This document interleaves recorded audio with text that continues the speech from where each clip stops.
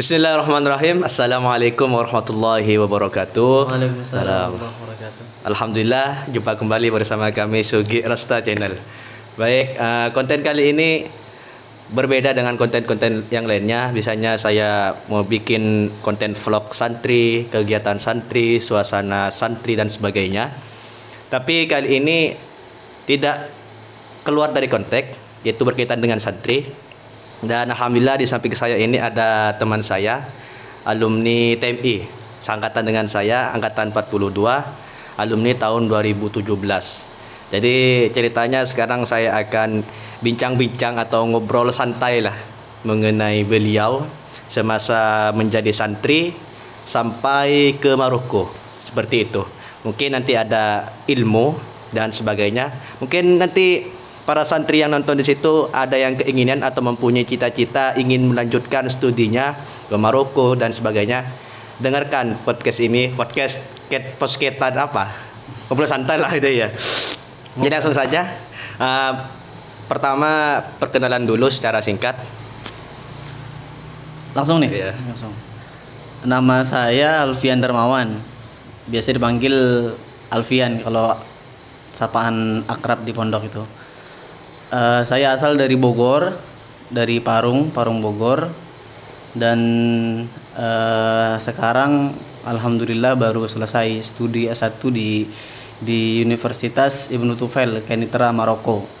Baru selesai tahun kemarin 2021 dan alhamdulillah tahun ini akan ongoing, mau melanjutkan studi S2 juga. Bayina nanti mau lanjut di Maroko atau memang nanti lanjut di luar Maroko seperti di Saudi insyaallah. Alhamdulillah beliau setelah mengabdi dulu, ngabdi di sini 1 tahun dulu ya. Yeah. Ngabdi setelah lulus dari TMI kan ada pengabdian, jadi ngabdi di pondok dulu 1 tahun. Setelah itu langsung menuju ke Maroko. Dan alhamdulillah tahun kemarin 2021 udah selesai dan rencana S2-nya akan lanjutkan antara Maroko dan Saudi, tapi yang diutamakan adalah Maroko. Kita doakan bersama kalau S1-nya di Maroko jalur beasiswa, semoga di S2 ini dapat juga beasiswa. Amin. Mungkin lanjut ceritakan secara singkat awal mondok sampai menjadi alumni dulu. Bismillahirrahmanirrahim. Ini sekedar sharing sedikit saja tentang pengalaman saya dulu sebelum mondok ya. Yeah. Ini saya mulai dari sebelum mondok sampai nanti selesai studinya di TMI. Jadi sebelum mondok dulu itu memang bisa dikatakan belum ada bayangan. Kalau saya pribadi belum ada bayangan buat melanjutkan studi itu ke Alamin, ke TMI. Karena waktu itu memang fokus studinya itu ngejar di sekolah dekat-dekat rumah saja, daerah-daerah Bogor seperti itu. Nah pada saat itu karena saya tertolak untuk bisa lanjut di salah satu sekolah di sana, jadi jalur beasiswa juga di sekolah itu. Nah seleksinya memang ketat, dari sekolah itu setiap provinsi itu hanya dipilih satu. Nah dari Jawa Barat tuh saya ikut juga perwakilan dari Jawa Barat, tapi qadarullah saya nggak terima di sekolah itu. Akhirnya dari situ saya agak sedikit down, bingung mau lanjut sekolah itu kemana seperti itu. Nah akhirnya pas ketika Ramadan itu di acara Indosiar ada acara tentang mengulas pesantren, jejak pesantren kalau tidak salah. Nah waktu itu yang tampil itu Alamin. Di Indosiar kalau salah ya. Di Indosiar. Itu Ramadan. Nah itu saya belum ada gambaran sekolah itu mau lanjut kemana, belum ada. Nah setelah saya ngelihat tayangan itu, saya mulai untuk mencari tahu bagaimana sih Alamin ini seperti itu. Nah akhirnya saya cari tahu di internet, saya print juga itu info tentang Alamin. Saya kasih ke orang tua. Printan itu tentang info Alamin saya kasih tahu ke orang tua. Saya bilang ke orang tua, mah saya tertarik, ke mama saya bilang, mama saya tertarik buat lanjut studi mondok di Alamin ini. Loh Alamin ini di mana gitu? Alamin di Madura, aku bilang gitu. Madura bener deh, di Madura itu kan jauh gitu. Mama lo nggak ada pengetahuan tentang Madura gitu, itu jauh banget gitu lah. Tapi saya posisi waktu itu emang entah yakin gitu untuk mondok di Alamin. Nah dari situ akhirnya orang tua belum mengiyakan. Nah alhamdulillah dibukakan jalan oleh Allah, melalui ternyata salah satu dosen dari ibu saya waktu itu. Mama saya masih kuliah. Nah ternyata salah satu dosen dari mama saya itu alumni Alamin. Nah akhirnya udahlah ditunjukin itu, bagus kata dosennya itu, bagus kalau mau lanjut di Alamin silakan, nanti saya tunjukin dengan salah satu muraqib konsulat Jawa Barat di pondok di TMI ini gitu. Nah alhamdulillah dikasih nomornya muraqib tersebut, mulai kontak-kontakan di situ. Akhirnya ada sedikit bayangan, bismillah mulai berangkat untuk mondok di Alamin ini. Nah itu keinginan mondok juga saya katakan tidak diiringi dengan basic yang cukup ya. Jadi emang benar-benar bisa dikatakan kurang juga basicnya gitu. Meskipun ya beberapa ada yang sudah tahu gitu, tapi lebih banyak yang belum tahunya seperti itu. Jadi benar-benar nol. Berangkat ke Alamin di pertengahan jalan. Ini cerita ini saya tulis juga di salah satu kumpulan karya alumni di buku tentang Meraih Mimpi dari Bumi Jawa Hari yang baru kemarin launching itu. Dari Nyai Zahra itu. Siapa bukan? Nyai Hanun. Bukan, beda lagi. Beda. Ini sebelum itu. Jadi sebelum itu ada buku tentang Meraih Mimpi dari Bumi Jawa Hari, itu ditulis oleh teman-teman alumni yang kuliah di luar negeri. Oh, okay. Punya sekalinya bukunya. Iya, yang warna hijau itu. Iya, nah, itu cerita ini saya tulis di buku tersebut. Nah, singkat cerita di pertengahan jalan ketika mau mondok di Alamin ini, itu belum ada pilihan, baina mau masuk TMI atau baina mau masuk tahfidz. Orang cuma tahu Alamin saja gitu. Tahu Alamin saja. Iya, belum tahu TMI sama tahfidznya. Nah, ayah lebih condong untuk masuk ke tahfidz. Karena pengen punya anak yang hafidz Quran seperti itu. Nah tapi mamah saya agak sedikit memberatkan karena katanya kasihan, takut nggak mampu gitu, karena ya masih kecil juga gitu kan, karena hafal Quran itu kan berat seperti itu. Jadi mama agak memberatkan di situ. Itu cekcok di pertengahan jalan tentang mau masuk TMI atau tahfidz nanti itu di Alamin. Nah akhirnya sampai pas nyampe Madura, dari situ ayah saya mulai luluh dalam artian ikut ke pilihan mama untuk memasukkan saya ini ke TMI seperti itu. Nah akhirnya ya udahlah, bismillah nyampe ke pondok, langsung tuh sama tukang becanya dianterin ke tempat PSB itu, menerima santri baru. Iya, sudah daftar selesai, masuk, kemudian di situ jadi resmi jadi santri di Alamin kan, di TMI. Masuk program reguler sampai 6 tahun. Selama mondok saya pribadi lebih fokus kepada pendalaman bahasa Arab dan juga hafalan Al-Quran. Itu di JKH alhamdulillah. Jadi itu pertama saya milih bahasa karena emang saya pribadi suka di bidang tersebut. Nah hafalan ini saya kejar sebagai apa istilahnya, sebagai tebusan buat keinginan ayah saya yang mungkin belum tercapai gitu loh, untuk memasukkan saya ini di tahfidz gitu loh. Nah ayah sebelum pulang ke rumah itu setelah nganterin saya di sini, ayah tuh bilang, kamu kalau bisa setiap hari itu punya hafalan baru, 1 atau 2 ayat lah minimal punya, seperti itu. Nah itu saya terapkan selama saya jadi santri, 1 hari minimal saya punya hafalan baru. Nah alhamdulillah dengan izin Allah segala halnya langkahnya dipermudah. Sebelum lulus alhamdulillah bisa selesai hafalan Al-Quran itu. Nah setelah selesai studi Alamin di TMI 6 tahun, kemudian setelah lulus nih dilema juga. Dilema baina untuk tahassus di luar, tahassus Al-Quran, atau memang pengen ngabdi di dalam. Mungkin jelaskan tahassus apa, takut ada yang nggak paham tahassus itu. Tahassus itu spesialisasi ya. Spesialisasi. Jadi ingin memperdalam lebih jauh seperti itu. Nah, itu waktu itu pondok membuka program tersebut gitu loh. Nah, akhirnya saya tertarik untuk coba ngambil program tahasus itu. Alhamdulillah diizinin sama pondok untuk lanjut program tahasus itu selama setahun sebagai pengganti dari pengabdian. Nah, tapi di perjalanan agak kurang cocok gitu dengan tempat tahasus yang saya pilih. Akhirnya saya memilih untuk balik ke pondok untuk ngabdi di dalam saja seperti itu selama 1 tahun. Nah, selama 1 tahun itu saya gunakan untuk mencari informasi tentang lanjut studi di luar negeri. Nah, itu saya lakukan selama masa pengabdian itu. Karena kenapa pertama tujuan saya ingin ke luar negeri ini, pertama saya ingin meneruskan cita-cita orang tua saya, cita-cita mama saya. Jadi mama saya dulu itu punya cita-cita untuk lanjut studi di luar negeri di Mesir, mama saya. Nah, tapi karena pada saat itu mama saya karena anak tertua dan perempuan tidak diizinkan kemudian oleh orang tua mama saya untuk lanjut studi di luar negeri.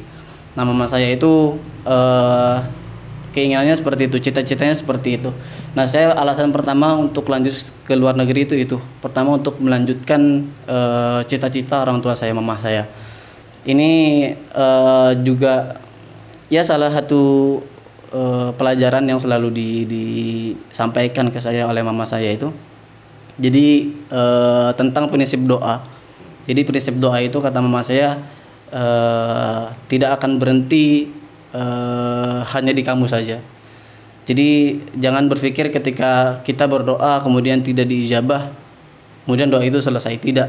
Yang namanya doa selama itu ada tekad yang bagus, ada usaha yang keras, itu pasti doa itu akan kembali kepada kita. Nah, itu mama punya prinsip seperti itu.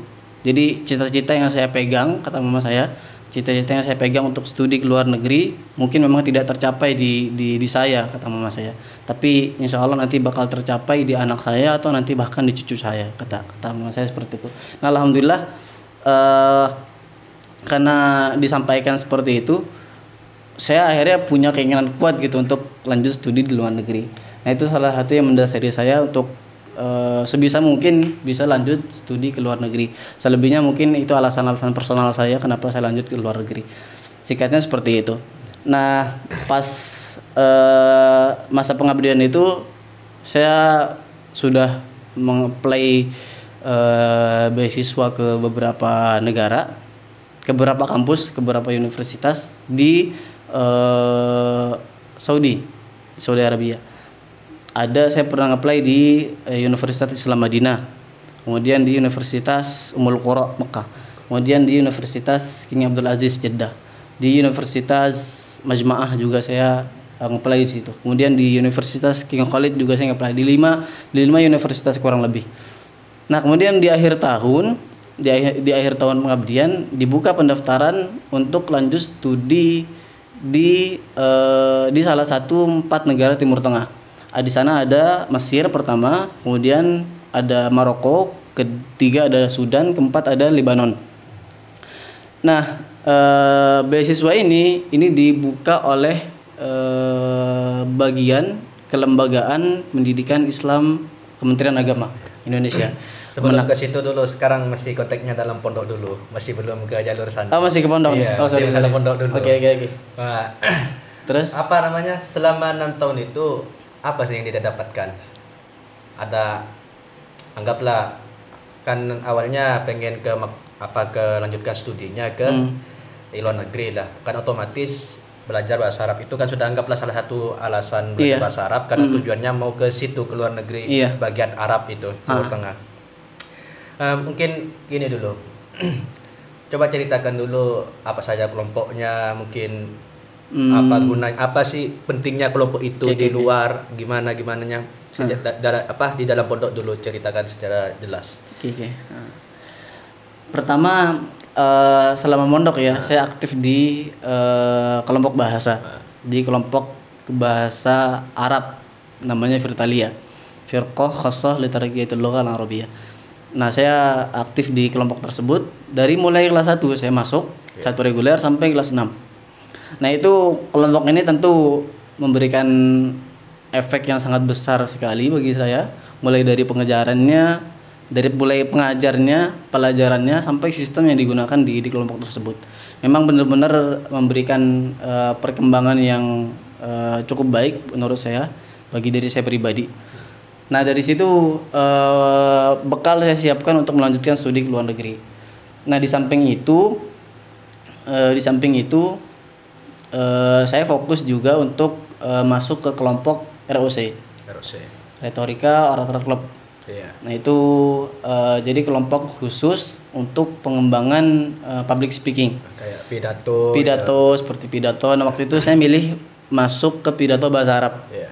Jadi ROC itu banyak, ada MC ya. Ada MC. Beda lagi. Beda. Kalau ROC ini cukup untuk yang pidato saja. Kalau yang ada, tapi MC dia MCCA. MCCI benar. MCCA. Saya lupa, meskipun di pondok agak lupa. Jadi kalau ROC itu ada 3 bahasa, berarti khusus ke pidato saja. Iya, tapi khusus pidato 3 saja. bahasa di situ, 3 bahasa Indonesia, Arab, Inggris. Nah, jadi kenapa saya milih dua kelompok itu? Pertama, ini kan bahasa kan ada di Virtalia. Nah, tentu bahasa itu kan perlu pengaplikasian. Iya. Nah, kadang kita kan di pondok tuh teori saja gitu. tidak dipraktekkan. Aplikasinya kurang seperti itu. Nah, juga selain untuk melatih public speaking, nah itu tujuan saya untuk masuk ROC itu untuk melatih saya untuk aktif dalam menggunakan bahasa Arab itu.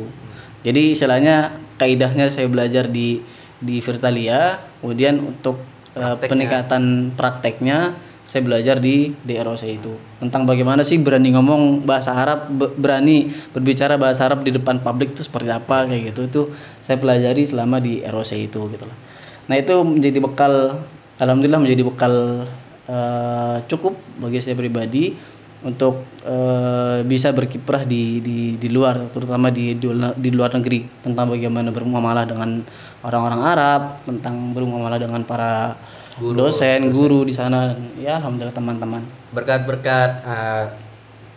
memperdalam bahasa Arab selama di pondok, kemudian mengaplikasikannya di kelompok ROC. Ada nggak pernah ikut lomba gitu sampai juara? Alhamdulillah juga. Nah, salah satu wasilah atau wadah untuk mengembangkan diri itu juga saya ikut beberapa event lomba. Yeah. Mulai dari pertama saya di Sanawiyah, alhamdulillah pernah mengikuti lomba pidato bahasa Arab tingkat MTS se-Jawa Timur di Pondok Pesantren Nurul Jadid Paiton Probolinggo. Yeah. Nah, di situ alhamdulillah saya dapat juara 1. Tahun 2013. Tahun 2013 alhamdulillah. Kelas 2 ya. Kelas 3. Kelas 3 awal. Nah, selesai Sanawiyah, kemudian di Aliyah saya tetap lanjut di bidang pidato. Tetap lanjut di bidang pidato, tapi kemudian belum mendapatkan rezekinya di situ.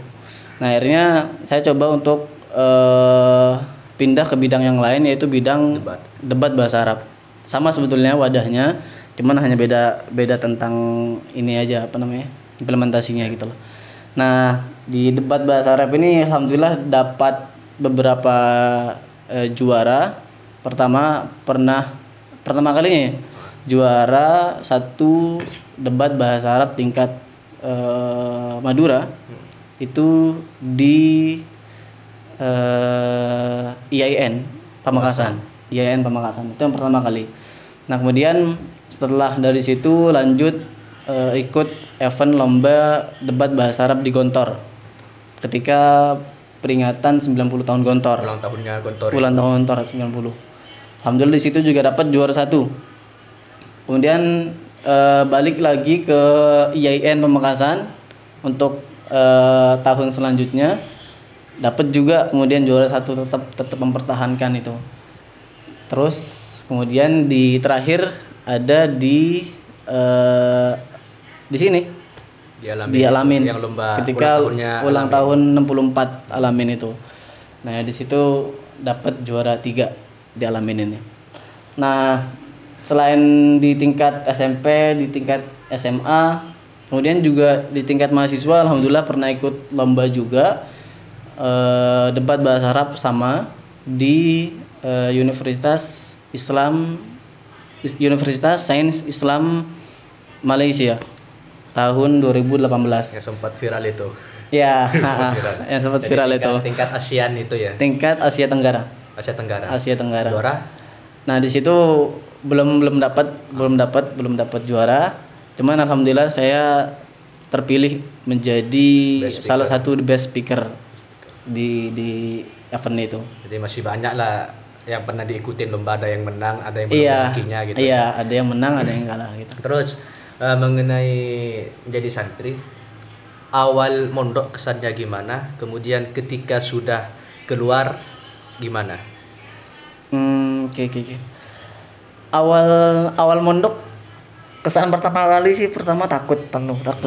Karena bisa dibilang kaget dengan peraturan yang bisa dikatakan ketat sekali gitu loh.